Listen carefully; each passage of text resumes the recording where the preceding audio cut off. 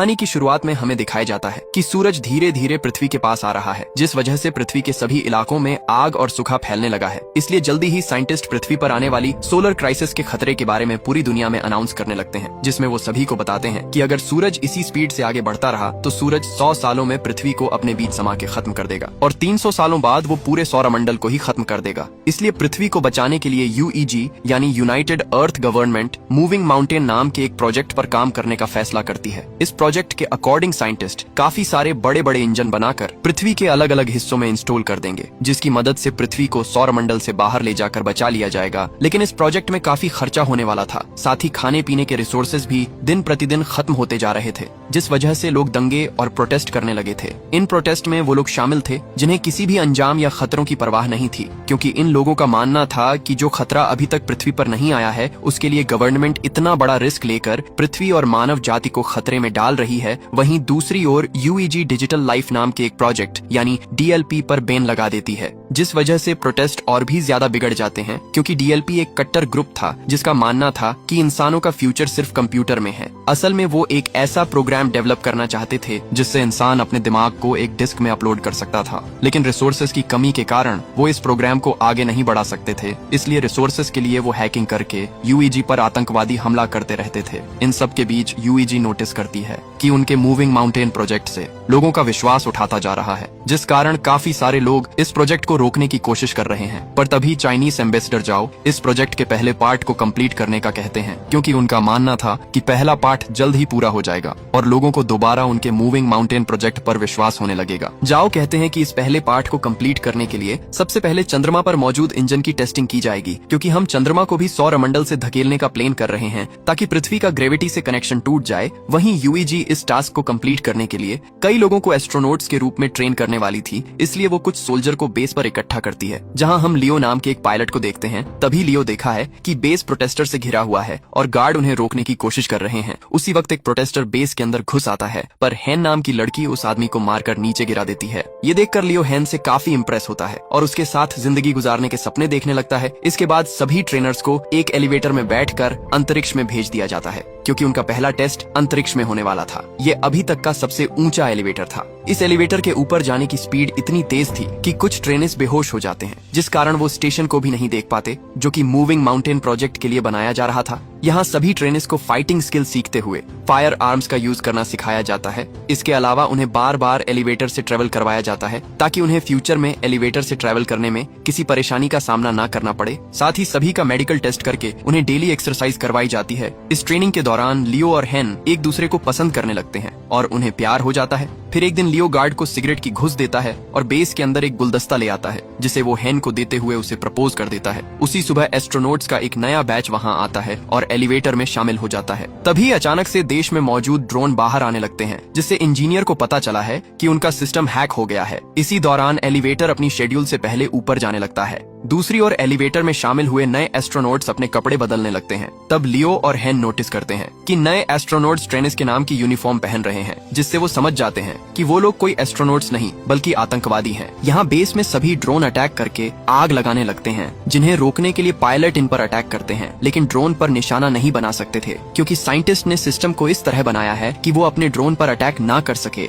वहीं drone hack हो चुके थे, इसलिए वो सिस्टम पर अटैक कर रहे थे। इस तरह अटैक करते हुए ड्रोन एक एलिवेटर को नीचे गिरा देते हैं। दूसरी तरफ एलिवेटर में आतंकवादी सभी ट्रेनेस से उनकी ID चुराते हैं और सभी गेट्स को बंद करके ट्रेनेस की कुर्सियों को लॉक कर देते हैं। यहाँ जो भी उन लोगों को रोकने की कोशिश करता है उन्हें बुरी तरफ पीटा जाता है। इस एलिवेटर के दूसरे रूम में लियो होता है, जो कि अपनी कुर्सी छोड़ देता है और अपने चश्मे का इस्तेमाल करके गेट की लॉक स्क्रीन को धूप से जलाकर गेट ओपन कर लेता है। इस गेट की दूसरी साइड जाकर लियो देखता है कि उसका एक साथी बुरी तरह घायल है, क्योंकि आतंकवादियों ने उसे बुरी तरह पीटा था। इसलिए लियो उन आतंकवादियों के पीछे जाता है और उनसे लड़ने लगता है। इस फाइट में एक आतंकवादी ऊंचाई से गिरकर मारा जाता है, जिसके बाद लियो एक फायर एक्सटिंग्विशर को लेकर दूसरे आदमी का पीछा करता है। इस बीच वो आतंकवादी चोरी की गई ID से एलिवेटर को स्टेशन तक पहुंच देता है। ठीक उसी समय ड्रोन उन पर एक मिसाइल से अटैक करते हैं। इस दौरान बेस में साइंटिस्ट 550C नाम के इंटेलिजेंट क्वांटम कंप्यूटर की मदद से सिस्टम को हैकर से सेव कर लेते हैं, जिसके तुरंत बाद ड्रोन जमीन पर गिरकर ब्लास्ट हो जाते हैं और फिर साइंटिस्ट द्वारा एलिवेटर को वापस नीचे खींच लिया जाता है। यहाँ लियो अभी भी उस आतंकवादी से लड़ रहा था, तभी हैन मैकेनिकल हाथ की मदद से विंडो को तोड़ती है और लियो के पास आकर उसे आतंकवादी को मारने में उसकी मदद करती है। इसके बाद हैन गुस्से में लियो से दोबारा फ्लावर्स मांगती है, क्योंकि इस फाइट के दौरान उसके सभी फ्लावर्स टूट चुके थे। तभी अचानक से उसका स्टेशन बेस पर गिरने लगता है, क्योंकि उस आतंकवादी ने मरने से पहले डेटोनेटर दबा दिया था। यूईजी के बनाए स्टेशन के क्रश होने के कारण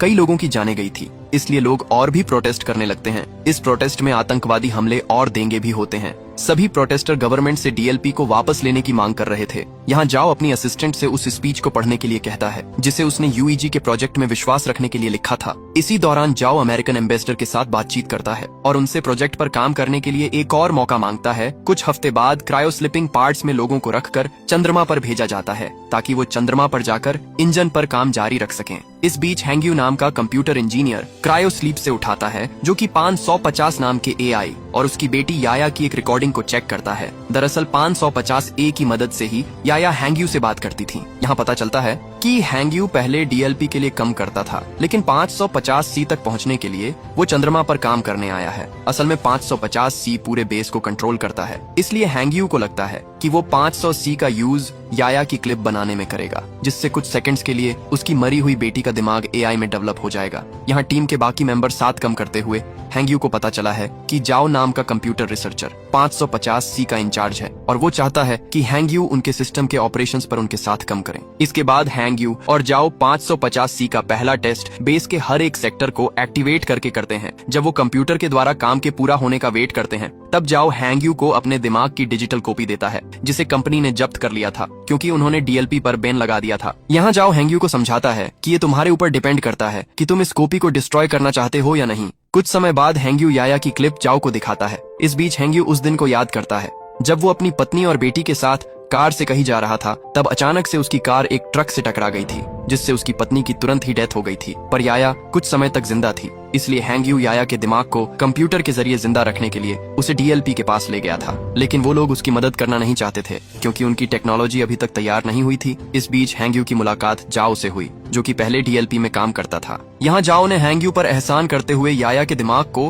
550A नाम के एआई में डाल दिया था। यहाँ प्रेजेंट में हैंग्यू जाओ से रिक्वेस्ट करता है कि वो याया पर 550C का यूज करें, जिससे याया पूरी तरह एआई में बदल सके। जिस पर जाओ हैंग्यू से कहता है कि याया के लिए 550A ही काफी है। इसी बीच उनका सिस्टम डिटेक्टर करता है कि वहाँ Z9 लेवल का सोलर स्टॉर्म आने वाला है, जिससे सभी लोग बेस पर वापस जाने का सोचते हैं। लेकिन उनके पास जो गाड़ियाँ थीं, उनकी स्पीड ज्यादा नहीं थी, पर फिर भी वो कोशिश करते हैं। वो किसी तरह सभी इंजन को बेस में रखकर उन्हें सोलर स्टॉर्म से बचा लेते हैं, पर इस प्रोसेस में 550C एआई बुरी तरह जल जाता है। जबकि प्रोजेक्ट को 3 दिनों में लॉन्च करना था, जिसके लिए उन्हें एक एआई की बहुत ज्यादा जरूरत थी। तब हैंग्यू जाओ को अपना 550A एआई देने को कहता है, लेकिन इसके बदले वो फ्यूचर में 550 मॉडल्स डेवलप करने वाली टीम में खुद को शामिल करने का कहता है, जिस पर जाओ मान जाता है और हैंग्यू एआई से याया के दिमाग से डिस्क निकाल लेता है। 3 दिन के बाद टीम इंजन का टेस्ट करती है। तब चंद्रमा कुछ सेकंड्स के लिए अपनी जगह से थोड़ा सा शिफ्ट हो जाता है, जिसे देखकर टीम बहुत खुश हो जाती है, क्योंकि इससे साबित हो जाएगा कि 20 साल में वो पूरी तरह से चंद्रमा को पृथ्वी से दूर कर देंगे। इसके अलावा टीम की इस सफलता से पूरी दुनिया के लोगों को मूविंग माउंटेन प्रोजेक्ट पर विश्वास हो जाता है।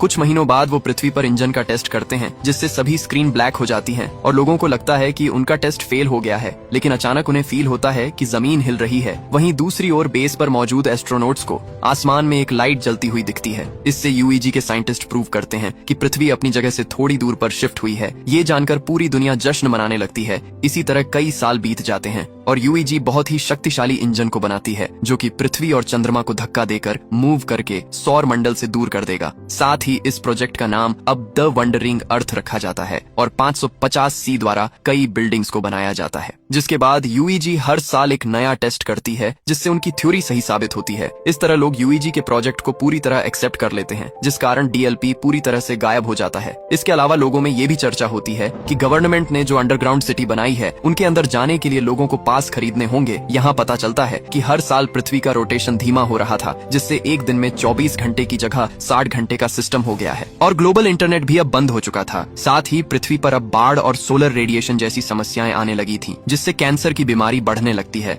इधर लियो और हैन शादी कर लेते हैं और उनका एक लड़का होता है। वो दोनों परेशान होते हैं क्योंकि उन्हें उनके बेटे के लिए अंडरग्राउंड सिटी का पास नहीं मिला था। इसी बीच हैंग को कैंसर हो जाता है, जिससे वो दोनों और भी परेशान हो जाते हैं। यहाँ हैंगयू नए 500 डेवलपमेंट की हेल्प से याया के लिए एआई बनाता है, जिसे वो 550 का नाम देता है। यहाँ हमें बताया जाता है कि स्टेशन को गिरे हुए 14 साल बीत चुके हैं और अब लियो मेजर की पोस्ट पर आ चुका है। एक दिन लियो को अंतरिक्ष में भेजने के लिए उसका इंटरव्यू लिया जाता है। यहाँ 550W उसका इंटरव्यू लेता है और बताता है कि लियो की स्किल्स इंप्रेसिव हैं। इसके अलावा 550W लियो की फैमिली में हो रही परेशानियों के बारे में भी बताता है और कहता है कि लियो को पृथ्वी पर रहकर अपनी फैमिली की देखभाल करनी चाहिए। जिस पर लियो कहता है कि मुझे अपनी फैमिली को पीछे छोड़ने का दुख है, लेकिन मुझे अपने बेटे को अंडरग्राउंड सिटी में भेजने के लिए बेस पर आकर काम करना पड़ेगा। यहाँ मिरर के दूसरी साइड प्रोजेक्ट के इंचार्ज साइंटिस्ट इस इंटरव्यू को सुन रहे थे, जिसमें हैंगयू लियो की बातें सुनकर अपनी बेटी की याद करने लगता है। इसके बाद 550W बताता है कि हैंग की जल्दी ही डेथ होने वाली है, जिस कारण लियो पूरी तरह से टूट जाएगा और स्ट्रेस टेस्ट में फेल हो जाएगा। इंटरव्यू के बाद लियो हैन के साथ टाइम स्पेंड करने के लिए अस्पताल जाता है, जहां हैन कहती है, मैं आखिरी बार अपने होम टाउन को देखना चाहती हूँ, पर मौसम की समस्याओं के कारण उसे होम टाउन में ले जाना बहुत मुश्किल था। इधर हैंगयू लियो की बातों से इतना इमोशनल हो गया था कि वो चोरी से बेस में घुसकर याया के दिमाग को 550W से जोड़ देता है और उसे सिस्टम में देखने लगता है, जिससे वो इमोशनल होकर रोने लगता है। तभी जाओ गार्ड्स के साथ वहाँ आ जाता है और हैंगयू को समझाने लगता है कि उसे याया की डेथ को एक्सेप्ट करना होगा, जिस पर हैंगयू मना कर देता है और याया को पूरी तरह से 550W में अपलोड कर देता है, जिससे चंद्रमा के सिस्टम में तुरंत प्रॉब्लम आना शुरू हो जाती है और सभी इंजन्स फेल होने लगते हैं। इसके बाद गार्ड्स हैंगयू को पकड़ लेते हैं और अपने साथ ले जाते हैं। इधर जाओ याया के डिस्क को निकालकर 550W एआई को बंद कर देता है। इस बीच लियो अपने पुराने दोस्तों के जरिए एक जेट उधार लेता है और हैन को उसके होम टाउन ले जाता है।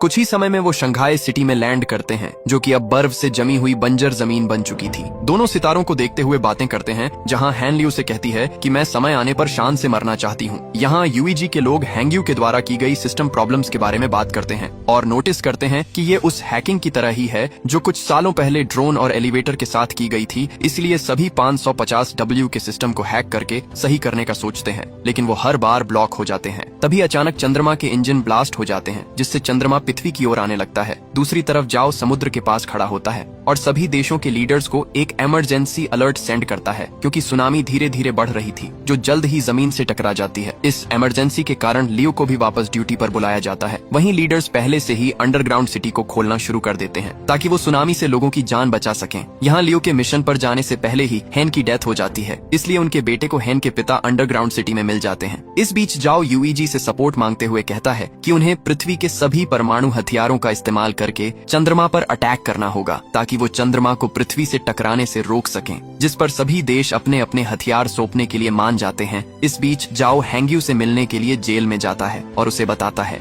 कि वो पृथ्वी के इंजन्स को जल्द से जल्द एक्टिव करना चाहते हैं, लेकिन इसके लिए उन्हें ग्लोबल इंटरनेट को फिर से एक्टिव करना पड़ेगा। साथ ही जाओ बताता है कि इंटरनेट का एक सर्वर पानी में डूब गया है, जिसकी केयर करने के लिए उन्हें हैंगयू की जरूरत है, लेकिन हैंगयू जाओ की बात नहीं मानता है। तब जाओ उसे याया की दिमाग की डिस्क दिखाकर उसे ब्लैकमेल करता है, जिससे हैंगयू को उसकी बात माननी पड़ती है। इसके बाद हम देखते हैं कि परमाणु को ट्रांसपोर्ट करने के लिए लियो के साथ साथ कई पायलट को चुना जाता है। वहीं पृथ्वी पर मिसिंग इंटरनेट सर्विस की देखभाल के लिए 3 टीम्स को बीजिंग, टोक्यो और डैलिस भेज दिया जाता है। इसके बाद चुने हुए पायलट शटल्स के साथ चंद्रमा के लिए रवाना हो जाते हैं, जहां अंतरिक्ष में एस्ट्रॉइड्स प्लैनेट तेजी से शटल्स से टकराने लगते हैं, जिससे कई शटल्स क्रैश हो जाते हैं और टीम को 200 हथियारों का लॉस हो जाता है। थोड़ी ही देर में बाकी के शटल्स चंद्रमा की सतह पर आ जाते हैं, लेकिन तभी एस्ट्रॉइड्स एक शटल को हिट कर देता है, जिससे लियो की शटल भी क्रैश हो जाती है, इसलिए उन्हें मजबूरन जमीन पर उतरना पड़ता है। इस दौरान उन्हें 384 हथियारों का फिर से लॉस हो जाता है। यहाँ बचे हुए लोग टेप को ढूंढने लगते हैं, ताकि वो उनके टूटे हुए हेलमेट को ठीक करके अपने घाव पर पट्टी कर सकें। इसके बाद वो लोग तय करते हैं कि वो लोग बचे हुए हथियारों को पैदल ही चंद्रमा पर फिट कर देंगे, पर लून नहीं चाहता था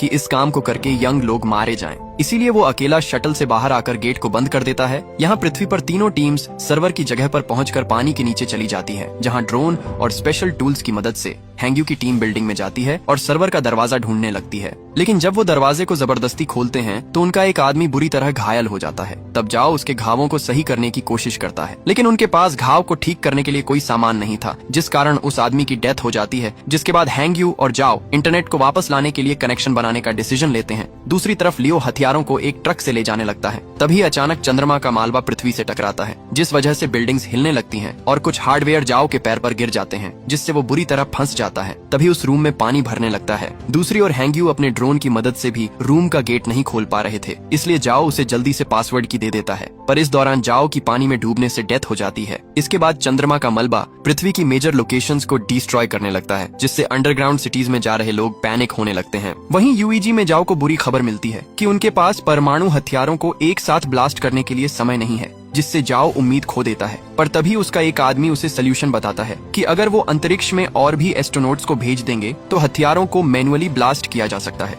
यानी कि सभी एस्ट्रोनॉट्स को अपना सेक्रीफाइस करके दुनिया को बचाना होगा। इस ऑपरेशन के लिए 300 लोगों की जरूरत थी। यहाँ एक पुराना पायलट कहता है कि ऐसा करना हमारा कर्तव्य है, पर यंग लोग फ्यूचर की देखभाल करने के लिए हैं, इसलिए उनका सेक्रीफाइस ना किया जाए। उस पायलट की बात मानते हुए सभी पुराने पायलट को एस्ट्रोनॉट्स की टीम के साथ चंद्रमा पर पहुंचा दिया जाता है, जहाँ ल्यू उन्हें आता हुआ देखकर चौंक जाता है, लेकिन उसका कम्युनिकेटर टूट गया था, इसलिए वो पृथ्वी पर वापस लौटने से पहले अपने पुराने टीचर और ट्रेनिंग पार्टनर्स को गुड बाय नहीं बोल पाता है। दूसरी ओर यूईजी बताती है कि टोक्यो और डैलिस के सर्वर वापस आ चुके हैं, लेकिन बीजिंग का सर्वर अभी तक नहीं आया है। यहाँ बीजिंग में हम हैंग्यू को देखते हैं, जिसकी रूम में पानी भरने लगता है और वो की को सही कंप्यूटर से नहीं जोड़ पाता। तभी चंद्रमा पर एस्ट्रोनॉट्स सभी परमाणु हथियारों को ब्लास्ट करने लगते हैं। ठीक उसी समय हैंग्यू भी उसकी माइंड डिस्क को एक कंप्यूटर से जोड़ देता है, जिससे चंद्रमा पूरी तरह ब्लास्ट हो जाता है। पर अब चंद्रमा का मलबा तेजी से पृथ्वी की ओर आ रहा था, इसलिए पृथ्वी को जल्द ही वहां से हटाने की जरूरत होती है। यहाँ हैंग्यू याया की क्लिप को एक्टिव करता है और उसे की दिखाकर अंदर से इंटरनेट को एक्टिव करने के लिए कहता है। तभी रूम में पानी भर जाता है, जिससे हैंग्यू की भी डेथ हो जाती है। वहीं चंद्रमा का मलबा पूरी दुनिया में गिरने लगता है। तभी यूईजी इमरजेंसी मैसेज भेजकर बताता है कि उनका मिशन फेल हो चुका है, जिससे शहरों में दंगे होने लगते हैं। वहीं जाओ हार नहीं मानता और अपनी टीम को इंजन्स में आग लगाने को कहकर उन्हें उल्टी गिनती शुरू करने को कहता है। इसी दौरान बीजिंग में हैंग्यू का दिमाग अचानक कंप्यूटर के अंदर एक्टिव हो जाता है, जहां वो अपनी बेटी से दोबारा मिलकर बहुत खुश होता है। इसके बाद हैंग्यू एआई में जाकर इंटरनेट सर्वर को एक्टिव कर देता है। तभी जाओ के आदेशों का पालन करते हुए एक आदमी इंजन्स को स्टार्ट कर देता है और फिर देखते ही देखते पृथ्वी मूव करने लगती है और चंद्रमा के मलबे से बच जाती है। ये देखकर पूरी दुनिया के लोग जश्न मनाते हैं। यहाँ लियो शटल से ही पृथ्वी को हिलते हुए देखता है, इसलिए वो जल्दी से वीडियो रिकॉर्ड करता है ताकि वो अपने बेटे को ये सीन दिखा सके। दूसरी ओर हैंग्यू और याया के दिमाग का बैकअप 550W में एक साथ मिक्स हो जाता है। इसके बाद हमें 7 साल बाद का सीन दिखाया जाता है, जहां पृथ्वी वापस से 24 आवर के सिस्टम में आ चुकी है और जाओ रिटायर्ड हो चुका है, लेकिन अब उनकी असिस्टेंट यूईजी में उनकी लेगेसी को आगे बढ़ा रही है। अब क्योंकि चंद्रमा से उनको कोई भी खतरा नहीं है, इसीलिए वो अपने प्लान का सेकंड पार्ट शुरू करते हैं, जिसमें वो 10 साल के अंदर जुपिटर प्लैनेट के पास से उड़ेंगे और फिर पृथ्वी को हमेशा के लिए सौर मंडल से बाहर कर देंगे। इसीलिए इंजन्स पर नजर रखने के लिए एक स्पेस स्टेशन बनाया गया है, जिसका इंचार्ज लियो है। और इसी सीन के साथ ये कहानी यहीं पर खत्म हो जाती है।